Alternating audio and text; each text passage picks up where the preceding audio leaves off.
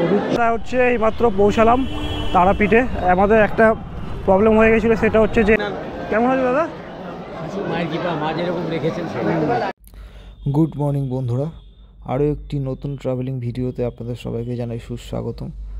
এতক্ষণে আশা করি title and thumbnail দেখে বুঝেই গেছেন যে আমি কোথায় যেতে চলেছি। হ্যাঁ, আমি যেতে চলেছি তারাপীঠ। আর তারাপীঠ হচ্ছে আমার বাড়ি থেকে প্রায় 300 কিলোমিটারেরও বেশি, তাই সকাল সকাল বেরিয়ে পড়লাম তারাপীঠের উদ্দেশ্যে। তো আপাতত আমি পেরোচ্ছি আমাদের সবুজ ধান ক্ষেতগুলো। এখন আর সবুজ নেই, এখন একটু সোনালি হয়ে গেছে।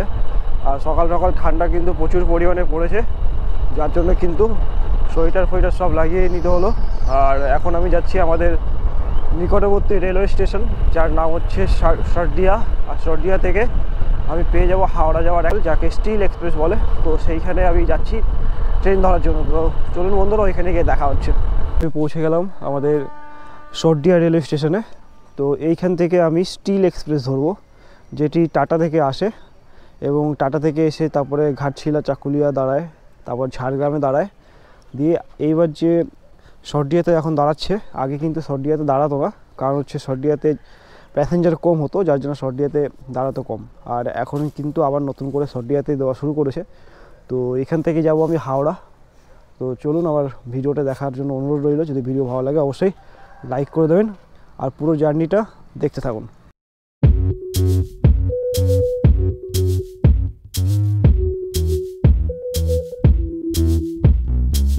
তো আমি এখন উঠে পড়েছি আমাদের সর্দিয়া স্টেশন থেকে। এখন যাচ্ছি হাওড়া। আর ট্রেন এখন খড়গপুর ছেড়ে দিয়েছে অনেকক্ষণেই, আর আমি প্রথমে জায়গা পাইনি। তো আপাতত ট্রেন ছুটছে, দেখা যাক কত ভালো। এখন মোটামুটি ট্রেনটা অত স্পিডে যাচ্ছে না, তবে এই ট্রেনটা কিন্তু সুপারফাস্ট, তো তাড়াতাড়ি পৌঁছে দেবে আশা করি।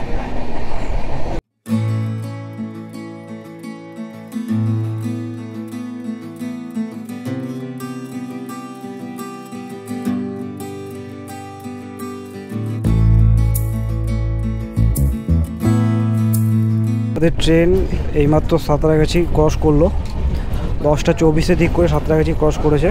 আর অ্যাকচুয়ালি ট্রেনটার টাইম হচ্ছে 10:30টায় হাওড়া পৌঁছানো, কিন্তু ট্রেন পৌঁছাবে অনেক লেট করে, কারণ ওই টিকিয়াপাড় ওইখানে দাঁড়িয়ে পড়ে। স্টিল এক্সপ্রেস যখন হাওড়া স্টেশনে ঢোকে তখন ঘড়িতে সকাল 10:50। ওদিকে 11 নম্বর প্ল্যাটফর্মে রয়েছে 13015 জব্বলপুর কবিগুরু এক্সপ্রেস, আর সেটাই আমাকে ধরতে হতো। কিন্তু এইটুকু সময়ের মধ্যে ধরা একটা চ্যালেঞ্জের ছিল, কারণ হচ্ছে যে সাউথ ইস্টার্নের ট্রেনগুলি কিন্তু মূলত 17 নম্বরেই দেয়। সেখান থেকে ধরা একটা চ্যালেঞ্জের বিষয়, কিন্তু আমি ধরতে পেরেছিলাম।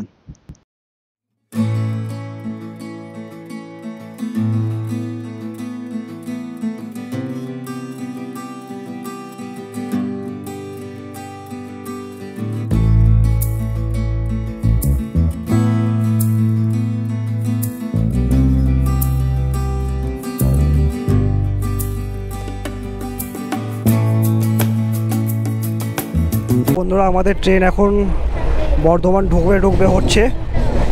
আর ট্রেন মোটামুটি একটু লেটের মধ্যেই আছে, এখন 1:12 বাজে। আমরা দেখি বর্ধমানে যদি খাবার টাবার পাই তো খেয়ে নেবো, প্রচণ্ড খিদে পেয়েছে। ভেবেছিলাম যে বর্ধমানে কিছু খাবার খাবো, কিন্তু এত পরিমাণ ভিড় যে আর কোনো ভেন্ডার হয়তো আসবেই না খাবার নিয়ে। আর যদি আসে তো খাবো, প্রচণ্ড পরিমাণে খিদে পেয়েছে। আর ট্রেনটা প্রায় 21 মিনিট মতো লেটে চলছে। তো দেখা যাক রামপুরহাটে কখন পৌঁছাই।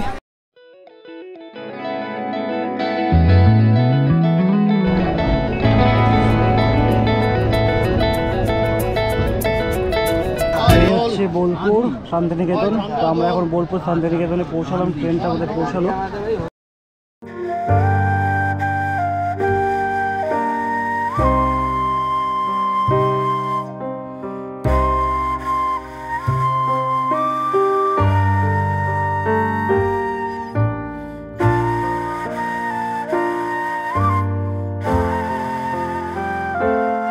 অবশেষে পৌঁছালাম রামপুরহাট।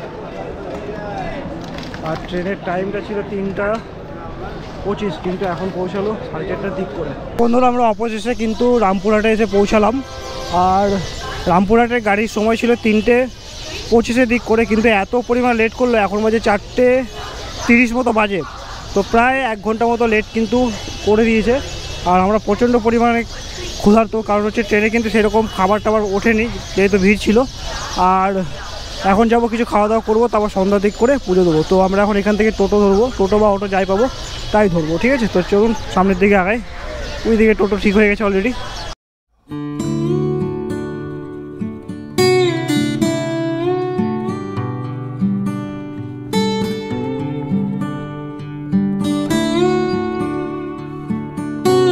এইমাত্র পৌঁছালাম তারাপীঠে। আমাদের একটা প্রবলেম হয়ে গেছিলো, সেটা হচ্ছে যে আমার ব্যাগটা একটা অন্য অটোতে রয়ে গেছিলো। মানে প্রথমে ওই অটোটা আমাদেরকে বসিয়েছিল, তো আমরা ওই অটোতে বসার পর আমাদেরকে বললো অন্য একটা রুম দেবে, অন্য একটা অটোতে বসার জন্য বললো। তো আমরা গেলাম বসতে, আর যে টোটোতে ব্যাগটা রেখেছিলাম সেই ব্যাগটা ওইখানে রয়ে গেছিলো। তো যাই হোক, এই ব্যাগটা আমি উদ্ধার করতে পেরেছি। তো এখন যাচ্ছি ফ্রেশ হবো, তারপর হচ্ছে হোটেলে ঢুকবো। মোটামুটি এখন ফ্রেশ হওয়াটা খুব দরকার, প্রচণ্ড টায়ার্ড। এইমাত্র খাবার খেলাম, প্রচণ্ড খেতে পেয়েছিলো। তো পিছনে হোটেলটা থেকে খাবার খেলাম, খাবার মোটামুটি বেশ ভালোই ছিল। তো এখন যাচ্ছি একটা হোটেল বুক করবো, আর রাতে গিয়ে তারপর পুজোটা দিয়ে দেবো, দিয়ে পরের দিন সকালবেলা চলে যাবো। তো হচ্ছে রাতের বেলা। তো বন্ধুরা, আমরা এইমাত্র রুমের ভিতর ঢুকলাম। এতক্ষণ দর কষাকষি চলছিল যে কোন হোটেলটা নিয়ে, আর অনেকগুলো হোটেল অপশন ছিল। তো তার মধ্যে কিন্তু আমরা এই হোটেলটা নিলাম। এটা হচ্ছে 400 টাকার হোটেল। আমি দেখানোর চেষ্টা করছি। হচ্ছে রুমের যে বেড, তো বেডে আরামসে 3 জন তো ঘুমানোই যাবে, ঠিক আছে? এখন আমরা চান টান করি, দিয়ে তারপরে যাব, গিয়ে পুজো দেবো। তো বন্ধুরা, এই মুহূর্তে আমরা বেরিয়ে গেছি পুজো দেওয়ার জন্য। তো এখন যাচ্ছি আমরা মন্দিরের দিকে, এদিকে অগ্রসর হচ্ছে। বন্ধুরা, আমরা এখন এই দোকান থেকে প্যারা নিয়ে নিচ্ছি, মানে ঠাকুরের প্রসাদ নিয়ে নিচ্ছি। তো আমাদের ডালি হচ্ছে সাজানো হচ্ছে। প্রচুর পরিমাণে ভিড় আর লাইন দেখে নিন বন্ধুরা, এইখান থেকে লাইন শুরু হয়েছে। তো আমরা হচ্ছে এইমাত্র মন্দিরে প্রবেশ করলাম, আর লাইন, বিশাল বড় লাইন পড়েছে। আমি এখন যেখানে দাঁড়িয়ে আছি এই জায়গাটা হচ্ছে বলে নাট মন্দির। তো নাট মন্দির থেকে সবাই কিন্তু এখানে দাঁড়িয়ে মায়ের দর্শন করছে। তো এইখানে দাঁড়িয়ে কিন্তু সবাই দর্শন করছে। তো আমি এক ঝলক দেখতে পেলাম, আর যারা লাইন দিয়ে দাঁড়িয়ে আছে তারা একদম লাইন দিয়ে দাঁড়িয়ে, যে সব লাইন এখানে, এরা কিন্তু একদম মায়ের মেন মন্দিরে গিয়ে পুজো দেবে। আর যারা মেন মন্দিরে যেতে পারবে না, তো তারা কিন্তু এখানে দাঁড়িয়ে মাকে দর্শন করতে পারবে, আর সাথে এখান থেকে কিন্তু পুজো দিতে পারে। তো সবাই কিন্তু এখানে দাঁড়িয়ে আছে এবং সবাই কিন্তু এখানে থেকে মাকে দর্শন করার চেষ্টা করছে। তো আমি দেখি পাই যদি আর একবার।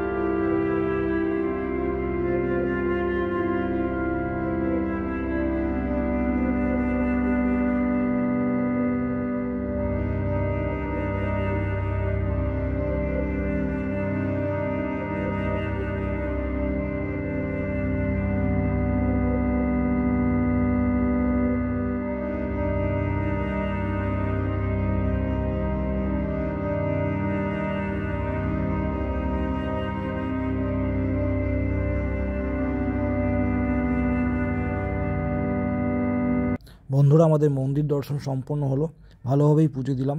তো এবার আমাদের বাড়ি ফেরার পালা। তো ভিডিওটা দেখার জন্য অশেষ ধন্যবাদ। মায়ের কৃপায় আপনারা সবাই ভালো থাকুন। দেখা হচ্ছে এরকমই কোনো একটা পরবর্তী ভিডিওতে। ভালো থাকবেন, সুস্থ থাকবেন, টাটা।